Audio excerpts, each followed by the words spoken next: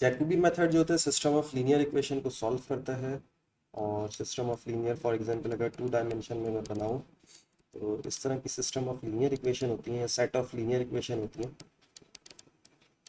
इनको जो है ये सॉल्व करेगा। लेकिन जो है ये भी कुछ लिमिटेड इक्वेशंस को सॉल्व करता है। अच्छा, इसकी ख़ास बात ये है कि ये जैकब ने जो है फर्स्ट टाइम प्रपोज किया था आइटरेटिव मेथड, वरना इससे पहले काफ़ी सारे एनालिटिकल मेथड थे। फॉर एग्जांपल सब्स्टिट्यूशन मेथड था और एलिमिनेशन मेथड था सिस्टम ऑफ लीनियर इक्वेशन को सॉल्व करने के लिए। मैट्रिक्स मेथड था, A X is equals to B. और इसी तरह आपके पास मैट्रिक्स मेथड में वो आ जाएगा, क्रैमर्स रूल आ जाएगा। फिर गॉसियन एलिमिनेशन था, गॉस जॉर्डन था। तो काफ़ी सारे हमारे पास ऑलरेडी मेथड हैं इसको सॉल्व करने के लिए। लेकिन जो आइटरेटिव मेथड है जिसमें आप आइट्रेशंस करते हैं, तो ये फर्स्ट टाइम जो है जैकब ने जो है ये इंट्रोड्यूस करवाया था। फिर बाकी जो इसके मेथड्स आए थे, आइटरेटिव मेथड्स, बाकी साइंटिस्ट ने जो दिए वो सब के सब इसी को ही फॉलो करते थे, इसकी एल्गोरिथम को फॉलो करते थे। तो ये वाहिद साइंटिस्ट था जिसने फर्स्ट टाइम जो है ये आइटरेटिव मेथड इंट्रोड्यूस कराया था सिस्टम ऑफ लीनियर इक्वेशन में। तो एक एग्जांपल लिखी है मैंने, system of linear equation 3 dimension के अंदर इस तरह की होती है। अच्छा, ये जो आइटरेटिव मेथड है इसमें भी कुछ लिमिटेशंस हैं। लिमिटेशंस ये हैं कि ये हर सिस्टम ऑफ लीनियर इक्वेशन को सॉल्व नहीं करता। ये बहुत ख़ास किस्म की लीनियर इक्वेशन को सॉल्व करता है। बाकी उस टाइप की अगर लीनियर इक्वेशन नहीं हो, जैसे ये सिर्फ स्ट्रिक्टली डायगोनली डोमिनेंट को सॉल्व करता है। ये जो आपके पास मैट्रिक्स स्ट्रिक्टली डायगोनली डोमिनेंट होंगे तो ये सिर्फ उनको सॉल्व करेगा। तो ये मैं बता देता हूँ अभी कि ये स्ट्रिक्टली डायगोनली डोमिनेंट क्या होता है। लेकिन अगर इसके अलावा कोई आपके पास सिस्टम आएगा ना जो स्ट्रिक्टली डायगोनली डोमिनेंट नहीं होगा, तो उस पर ये मेथड डाइवर्ज कर जाता है। तो फिर ये सही आंसर आपको नहीं ला के देगा ये। अच्छा, सबसे पहले आप डायगोनली डोमिनेंट देख लें। डायगोनली डोमिनेंट क्या होता है कि आपके पास जो भी सिस्टम ऑफ लीनियर इक्वेशन है इसमें फॉर एग्जांपल 3 वेरिएबल हैं। तो हर वेरिएबल एक ऐसी इक्वेशन से एसोसिएटेड होना चाहिए जिसमें इसका कोफिशिएंट सबसे ग्रेटर होना चाहिए। फॉर एग्जांपल ये हमारे पास एक्स वाई जेड वेरिएबल है, एक्स वाई जेड ये 3 वेरिएबल है। तो हर एक वेरिएबल के पास ऐसी इक्वेशन होनी चाहिए जिसमें इसका कोफिशिएंट सबसे बड़ा होना चाहिए। कोफिशिएंट यानी कि इसकी 8x और ये 10y और ये 7z, तो ये कोफिशिएंट होते हैं इनके। अच्छा, अब कोफिशिएंट भी आपने ये देखना है कि इसके साइन को जो इग्नोर करना है आपने, यानी कि एब्सोल्यूट वैल्यू लेनी है। अब ये आप सबसे पहली वाली इक्वेशन देखें, इक्वेशन 1। इसमें देखें ये एक वेरिएबल है x, इसका कोफिशिएंट 8 है। अब ये 8 जो है ये 2 से भी बड़ा है, और ये जो है इसका कोफिशिएंट जो आपके पास 1 है, इससे भी बड़ा है। इन दोनों कोफिशिएंट से ग्रेटर होना चाहिए। तो इसका मतलब है हमें एक इक्वेशन मिल गई जो एक्स से एसोसिएटेड है जिसका कोफिशिएंट सबसे ग्रेटर है। इसी तरह वाई की भी एक इक्वेशन होनी चाहिए। तो वाई की भी हमें ये मिल गई 10। आपने ये साइन को जो है ना इग्नोर करना है। तो वाई की इक्वेशन भी हमें मिल गई। और इसी तरह आप देखें जेड की इक्वेशन जिसमें इसका कोफिशिएंट सबसे ग्रेटर है। यानी कि तीनों वेरिएबल के पास ऐसी एक इक्वेशन है जिसमें इनके कोफिशिएंट सबसे ग्रेटर है। तो ये होता है आपके पास डायगोनली डोमिनेंट। अच्छा, स्ट्रिक्टली डायगोनली डोमिनेंट क्या होता है कि ये कोफिशिएंट तो बड़ा होना चाहिए लेकिन ये बाकी दूसरे कोफिशिएंट से भी ग्रेटर होना चाहिए। फॉर एग्जांपल ये 8 है, इसकी एब्सोल्यूट वैल्यू लेंगे हम, ये ग्रेटर होना चाहिए 2 से।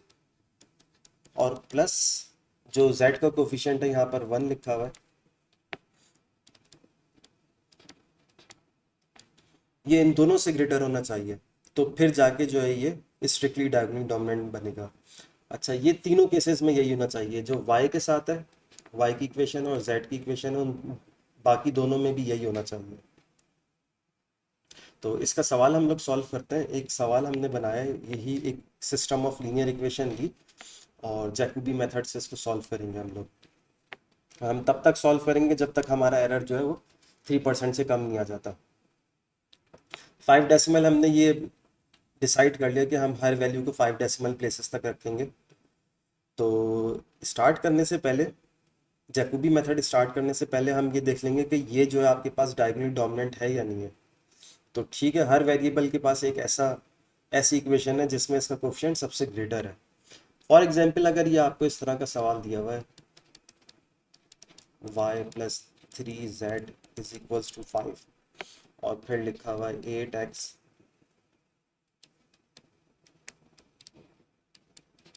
8x plus 2y minus z is equals to 3 और फिर लिखा हुआ है last equation x plus 5y plus 7z is equals to 6। अगर ये इक्वेशन जो है इंटरचेंज हुई हुई भी है, अगर ये सही अरेंजमेंट में नहीं है, तब भी आपने यही देखना है कि आपके पास तीन वेरिएबल है x, y और z। तो हर वेरिएबल के पास ऐसी इक्वेशन होनी चाहिए, हर वेरिएबल के पास ऐसी इक्वेशन होनी चाहिए जिसमें इसका कोफिशिएंट सबसे ग्रेटर होना चाहिए। ये इक्वेशन हो जाएगी z से एसोसिएटेड, ये हो जाएगी आपके पास y से, सॉरी 8x से, और ये हो जाएगी आपके पास y से एसोसिएटेड हो जाएगी।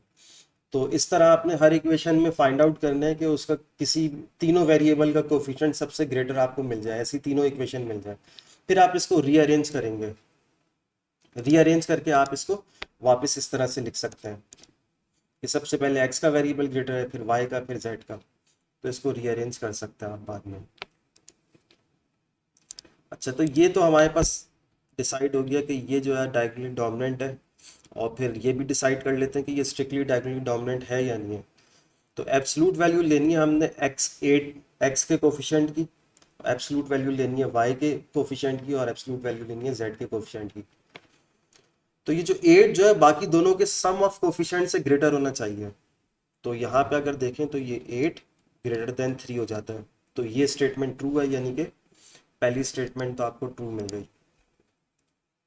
ट्रू। अब दूसरी देख लेते हैं कि y का कोफिशिएंट जो है वो भी सबसे ग्रेटर होना चाहिए, बाकी दोनों के सम के से भी ग्रेटर होना चाहिए। तो इसको अगर देखते हैं आप, ये तो ये 10 हो जाएगा, ग्रेटर देन 1 प्लस 3 4, तो 10 ग्रेटर देन 4 होता है, ये भी स्टेटमेंट आपके पास ट्रू हो गई। इसी तरह लास्ट वाली भी ट्रू होनी चाहिए, वरना ये मेथड जो है डाइवर्ज कर जाएगा। तो आखिर में आपके पास है 7 ग्रेटर होना चाहिए वो 1 प्लस 5 से, तो ये भी इक्वेशन जो है स्टेटमेंट ट्रू हो गई। तो इसका मतलब है कि ये स्ट्रिक्टली डायगोनली डोमिनेंट है। अब हम जो है ना इस पे जैकोबी मेथड अप्लाई कर सकते हैं। अच्छा, जब हमें पता चल जाएगा कि इस पे जैकोबी मेथड अप्लाई हो सकता है, तो फिर हम जो है अब ये चलते हैं कि जैकोबी मेथड अप्लाई किस तरह से करेंगे।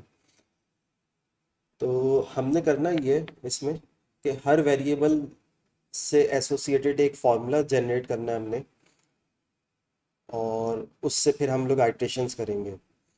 तो ये इक्वेशन ऐसी है जिसमें x वेरिएबल सबसे ग्रेटेस्ट कोफिशिएंट रखता है, ये इक्वेशन ऐसी है जिसमें y वेरिएबल सबसे ग्रेटेस्ट कोफिशिएंट रखता है, और ये इक्वेशन ऐसी है जिसमें z। तो ये तीन इक्वेशन आ गई। तो जिसमें सबसे ग्रेटेस्ट कोफिशिएंट x रखता है, तो उससे x का फॉर्मूला हम लोग जनरेट करेंगे, x को सेपरेट कर लेंगे इस वाली इक्वेशन से। फिर इसी तरह जिसमें y सबसे ग्रेटेस्ट कोफिशिएंट है, उससे y आपके पास y का फॉर्मूला जो है वो आप बना लेंगे। और इसी तरह जिसमें सबसे ग्रेटेस्ट कोफिशिएंट z का है, उससे आप z का जो है फॉर्मूला बना लेंगे। तो ये तीन फार्मूलाज आपने बना लिए। अब हम आइट्रेशन स्टार्ट करेंगे। अच्छा, अब इसके सवाल की शर्त भी ये है कि ये हमने तब तक नहीं रोकनी आइट्रेशन जब तक जो है ना ये एरर 3% से कम ना हो जाए। तो हमें कितने टेबल बनाने होंगे, कॉलम बनाने होंगे टेबल के? एक तो एक्स का कॉलम बनाना होगा, एक वाई का कॉलम बनाना होगा, एक जेड का, जिसमें एक्स वाई जेड की वैल्यू जो है वो इम्प्रूव होती रहेगी, सॉल्यूशन की तरफ वो कन्वर्ज करती रहेगी वैल्यू।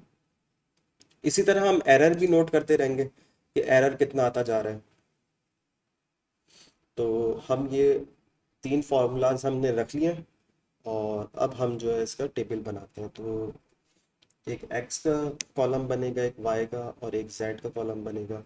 और फिर यहाँ पे अप्रॉक्सीमेट एरर ऑफ x आ जाएगा, अप्रॉक्सीमेट एरर ऑफ y आ जाएगा, और अप्रॉक्सीमेट एरर ऑफ z आ जाएगा।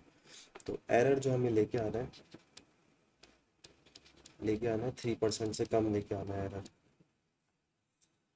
अच्छा, पहली आइट्रेशन करने से पहले हम इसमें इनिशियल गैस पुट करेंगे 0। तो x की जगह 0 पुट करेंगे, y की जगह 0 पुट करेंगे और z की जगह 0 पुट करेंगे।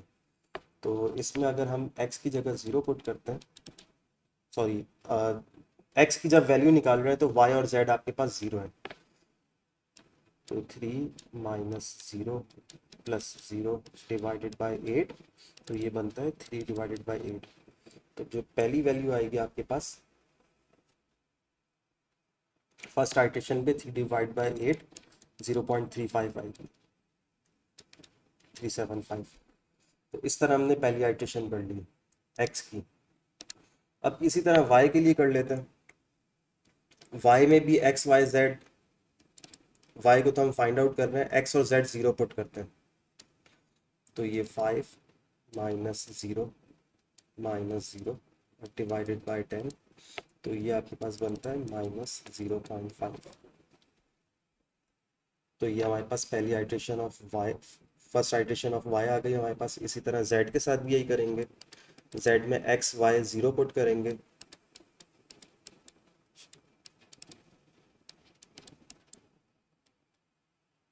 तो 6/7 और ये बनता है आपके पास 85714। इस तरह पहले तीनों आइट्रेशन आ गई हमारे पास। इसी तरह जब हम नेक्स्ट आइट्रेशन करेंगे तो नेक्स्ट आइट्रेशन में ये प्रीवियस वैल्यूज पुट करेंगे और फिर नेक्स्ट वैल्यू आ जाएगी हमारे पास। अच्छा, इसको अभी हम कैलकुलेटर से भी करते हैं क्योंकि ये तो हमारे पास काफ़ी टाइम लेगा। हम कैलकुलेटर में अगर ये फार्मूलाज फीड कर देंगे तो बहुत जल्दी से सॉल्व हो जाएगा। तो बहरहाल एक और आइट्रेशन में करके दिखा देता हूँ। 3 माइनस 2, वाई की जगह हमने पुट करना है, इसको यहाँ पढ़ लेते हैं, x is equals to 3 minus 2, Y की जगह हमने पुट करना है माइनस 0.5 और फिर प्लस z की जगह हमने पुट करना है 0.85714 और ये होल डिवाइडेड बाय 8 है। तो इसका आंसर जो आएगा,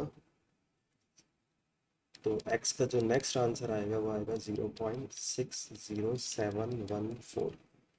अब ये काम जो है ना हमने कैलकुलेटर से करवाना है। अब इसी तरह y को आप करेगा तो ये ऊपर वाली x की वैल्यू पुट करेंगे और z की वैल्यू पुट करेंगे। तो ये है जैकोबी मेथड और ये आहिस्ता आहिस्ता सॉल्यूशन की तरफ कन्वर्ज हो जाएगा। लेकिन अब हमने इसको जो है ना बहुत तेज़ी से करना है कैलकुलेटर से। हम निकालते हैं कैलकुलेटर अपने। कैलकुलेटर में हम जो है ये तीनों फार्मूलाज एक साथ पुट करेंगे और एक साथ उसको वैल्यू देंगे। ये मैंने कैलकुलेटर इधर रखा। अच्छा, इसको सबसे पहले मैं फिक्स कर लूँ शिफ्ट दबा के। आप 5 डेसिमल पे फिक्स कर लेता हूँ।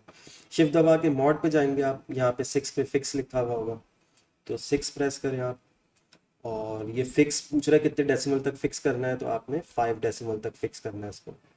अब ये जो भी आंसर देगा 7 डिवाइडेड बाय 8, तो ये जो भी आंसर देगा ये 5 डेसिमल तक ये आंसर देगा सबके।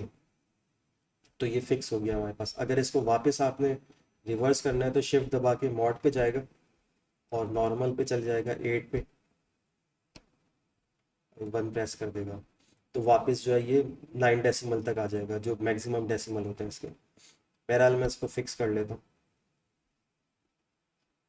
6 पे गए और 5 डेसिमल पे फिक्स कर लिया मैंने इसको। अच्छा, अब ये मैं बोल रहा था ये फार्मूलाज जो हमने इनपुट इसको देना है और एक साथ ही तीनों फार्मूलाज देंगे ताकि एक साथ तीनों वैल्यूज हमें बताया करें। सबसे पहले ये काम करते हैं कि एक ये x की इक्वेशन होगी, इसको a कह देते हैं, इसको b कह देते हैं और इसको c कह देते हैं।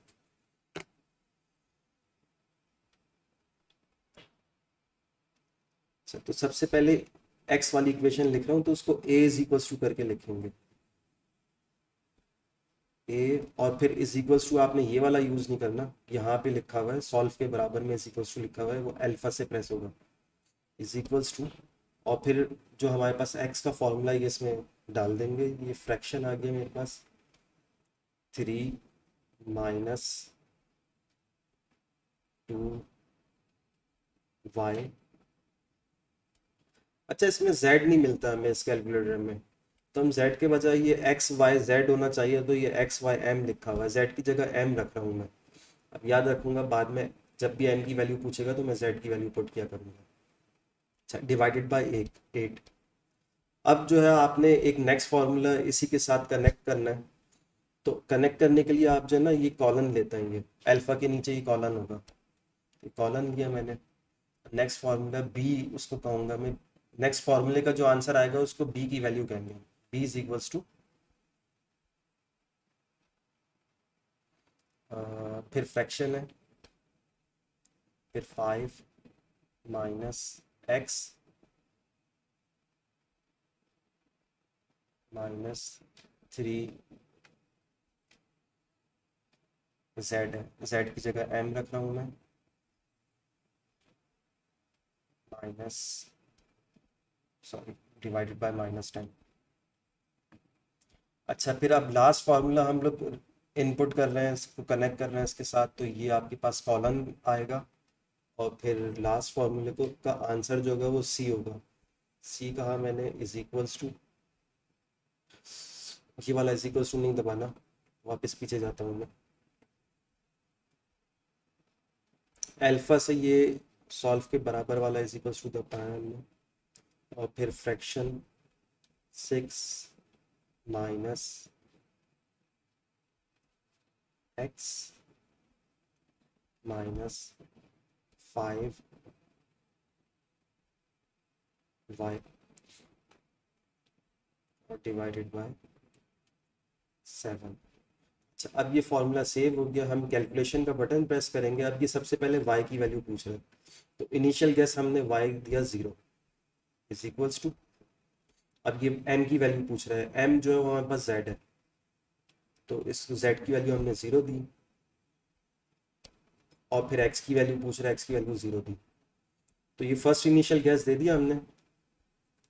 तो ये देखें, पहले हमने इनिशियल गैस दिया 0 0 0, तो मुझे ये ए का आंसर दे रहा है, यानी कि पहले फॉर्मूले का आंसर आ रहा है मेरे पास 0.375। तो ये मैंने लिख लिया यहाँ 0.375। फिर इज इक्वल्स टू करता हूँ, फिर देखेगा कि आपके पास आंसर आ रहा है -0.5। तो ये बी का आंसर था। तो बी जो है वो वाई हमने कंसीडर किया हुआ था, वाई का फॉर्मूला। तो बी का आंसर आ गया मेरे पास -0.5, और फिर एक और इज इक्वल्स टू करते हैं, तो ये आ रहा है 6/7, तो ये 857,142, तो ये आ गया मेरे पास 857,142। अच्छा, अब यहाँ पर आपके पास अगर ये कैसियो का कैलकुलेटर नहीं है ना, तो आपके पास एक और मसला आ सकता है। वो ये आ सकता है कि जब आप इज इक्वल्स टू करके कैलकुलेट कर रहे होंगे, वाई की वैल्यू मांगेगा ये आपसे, वाई की वैल्यू आपने 0 पुट करी, फिर जेड की वैल्यू मांग रहा है, तो ये बीच में आपसे ए बी सी की वैल्यू भी मांगना शुरू कर देगा, अगर ये कोई दूसरा कैलकुलेटर आपके पास कैसियो के अलावा। तो जब ए बी सी की वैल्यू मांगेगा ना, तो आप उसको डायरेक्ट इज इक्वल्स टू कर देगा, उसको स्किप कर देगा। यानी कि वैसे तो वो इस इक्वेशन का मतलब यही होता है, जो आपके पास कनेक्टेड इक्वेशन है, इसका मतलब यही होता है कि इज इक्वल्स टू के बाद वाली जो है ना वैल्यूज़ वो सॉल्व करके देगा आपको। लेकिन कुछ कैलकुलेटर में वो ए बी सी की वैल्यू भी पूछना शुरू कर देगा, तो जब जैसे ही वो ए बी सी की वैल्यू पूछे, तो आपने वहाँ इज इक्वल्स टू का बटन दबा देना, यानी कि स्किप कर देना है बगैर वैल्यू एंटर किए। तो फिर जो है वो आपको इसी तरह सीक्वेंस से जो है वैल्यूज़ निकाल निकाल के देता रहेगा। एक्स वाई जेड की तो वैल्यू आपने पुट करनी है, लेकिन ए बी सी की जब वैल्यू पूछेगा तो वो आपने स्किप कर देना है। लेकिन मेरे कैलकुलेटर में ऐसा नहीं है, कैसियो में वो सिर्फ मुझसे एक्स वाई और जेड की वैल्यू ही पूछता है, और फिर ए बी सी का आंसर निकाल के देते हैं। तो इसको भी देख लेगा अगर कोई आपके पास कैलकुलेटर में ये मसला आ रहा है तो। अच्छा, ये क्योंकि 5 डेसिमल इसलिए नहीं दे रही है, हमें बता रहा है कि ये रियकरिंग डेसिमल है, तो इसलिए 5 डेसिमल की वजह से 6 डेसिमल दे दिया था। अच्छा, अब फॉर एग्जांपल हम कोई दूसरी कैलकुलेशन कर रहे हैं, बीच में हमने क्लियर का बटन दबाया। अब आप ऊपर का बटन प्रेस करेंगे ना रिकॉल करने के लिए, तो फॉर्मूला रिकॉल नहीं होगा कनेक्टेड में। आपने प्रेस किया तो ये फॉर्मूला रिकॉल नहीं होगा ये, लेकिन ये रिकॉल हो सकता है। क्लियर का बटन दबाएगा, आप लेफ्ट प्रेस करेगा, तो वापस ये कनेक्टेड फार्मूला आ जाएगा आपके पास। अच्छा, अब हमने नेक्स्ट आइट्रेशन करनी है, हमारा फार्मूला कनेक्ट हुआ है, इस पर कैलकुलेशन का बटन दबाया मैंने, अब y की वैल्यू पूछ रहा है, y की वैल्यू अब जो है वो मेरे पास -0.5 है, ऊपर वाली रॉ से हम वैल्यू उठाएंगे।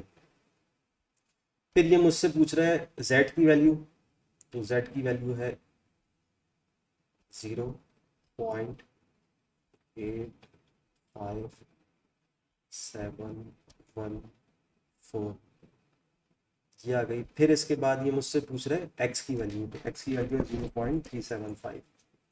फिर मैं इज इक्वल्स टू करूँगा। अच्छा, फिर ये ए का आंसर दिया, ए का आंसर आया 0.60714, तो ये मैंने लिख लिया यहाँ पर नेक्स्ट आइटेशन पे 0.60714। फिर इज इक्वल्स टू करता हूँ, बी का आंसर दे रहा है यानी कि वाई के फॉर्मूले का आंसर दे रहा है ये -0.205, तो ये आ गया मेरे पास -0.20536। फिर इसी तरह एक और इज इक्वल्स टू करता हूँ, तो ये मुझे z का आंसर दे रहा है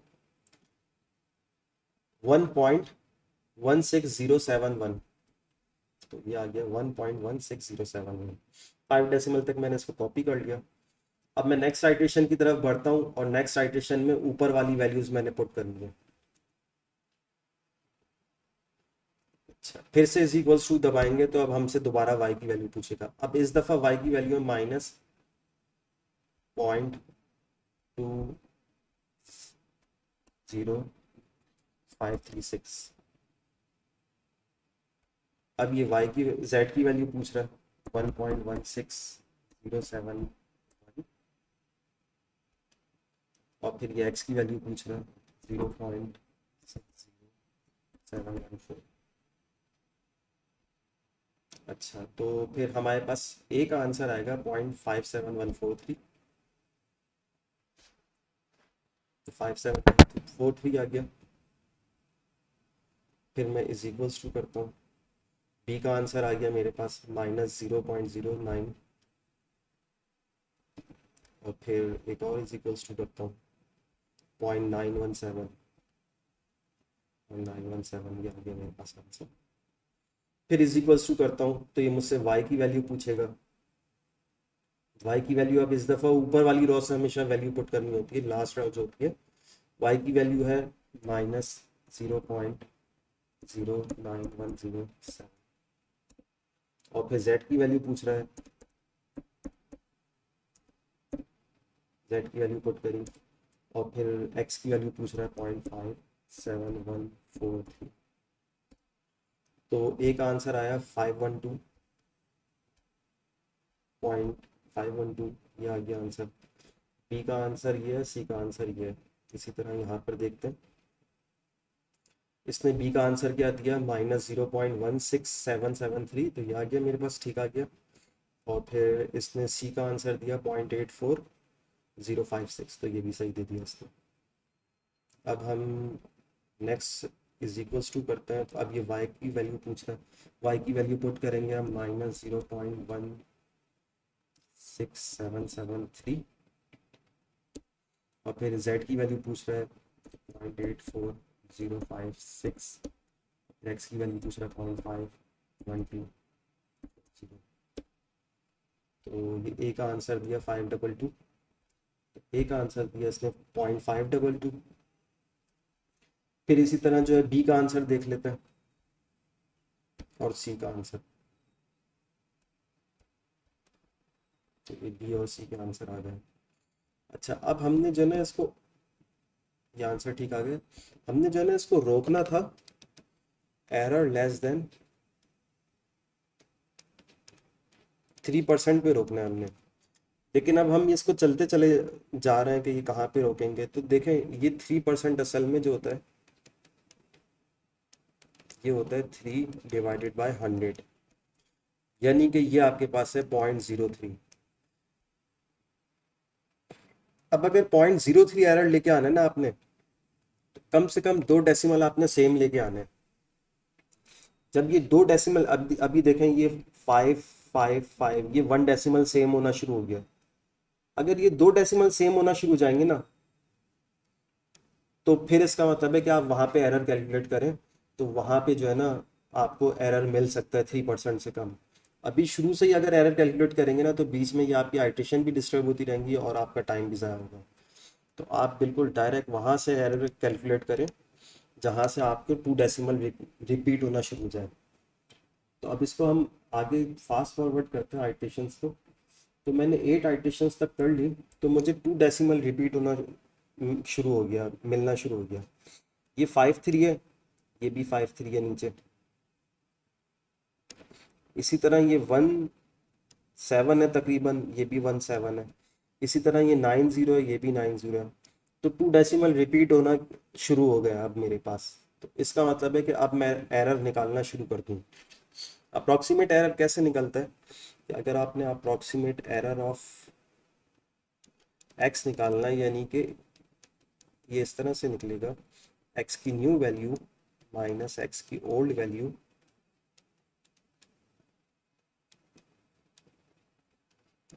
और इसको कंपेयर कराएंगे आप एक्स की न्यू वैल्यू से और मल्टीप्लाई बाय 100। तो इस तरह से आप एरर निकालते हैं। तो सबसे पहला एरर निकालता हूँ, एक्स की ये ओल्ड वैल्यू, अगर इस पोजीशन पे मैं एरर निकाल रहा हूँ तो इधर ये न्यू वैल्यू ऑफ एक्स है।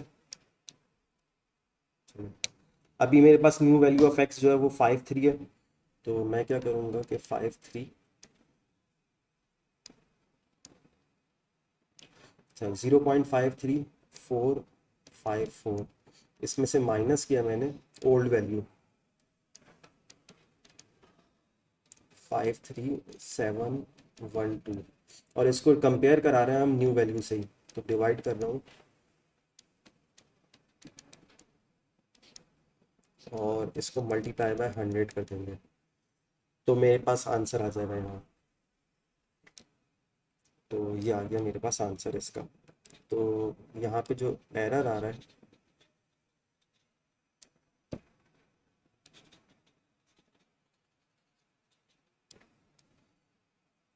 एब्सोल्यूट वैल्यू आपने हमेशा लेनी है कि एरर अगर नेगेटिव आ रहा है ना तो भी आपने पॉजिटिव लेना है।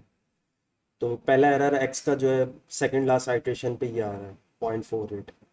अभी भी ये 3 से कम नहीं है, सॉरी ये तो 3 से कम है, हाँ 3% से कम है ये। अच्छा, इसी तरह y के लिए देख लेंगे, y की ये ओल्ड वैल्यू है। अगर आप इस पोजीशन पे खड़े हुए हैं तो ये y की न्यू वैल्यू है और ये y की ओल्ड वैल्यू होगी। तो इन दोनों का डिफरेंस होगा और डिफरेंस को आप कंपेयर कराएंगे y की न्यू वैल्यू से।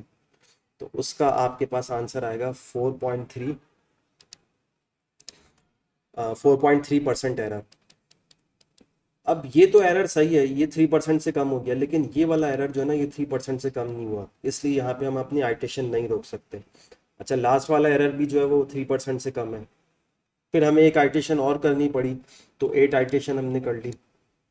8 आइटेशन पे जब हम करेंगे ना तो ये न्यू वैल्यू होगी एक्स की और ये ओल्ड वैल्यू होगी एक्स की। जब आप इन दोनों को कंपेयर कराएंगे तो 0.73, अच्छा एरर बढ़ सकता है कम हो सकता है थोड़ा बहुत, तो 0.73 आंसर आ रहा है। ये वाला एरर 3 से कम हो गया 2.96 और ये लास्ट वाला एरर जो है वो और ज़्यादा कम हो गया पिछली दफ़ा से। तो यहाँ पे आप आइट्रेशन अपनी रोक देंगे और आपके पास सॉल्यूशन क्या हो गया कि x y और z की वैल्यू निकालनी होती है आपने सिस्टम ऑफ लीनियर इक्वेशन में, सॉल्यूशन बनाना होता है आपने। तो वो है 0.53136 कॉमा 0 माइनस 0.17456 और कॉमा 177। तो ये हो गया हमारे पास कंप्लीट जैकोबी मेथड और इसके बाद हम करेंगे गॉस सीडल मेथड।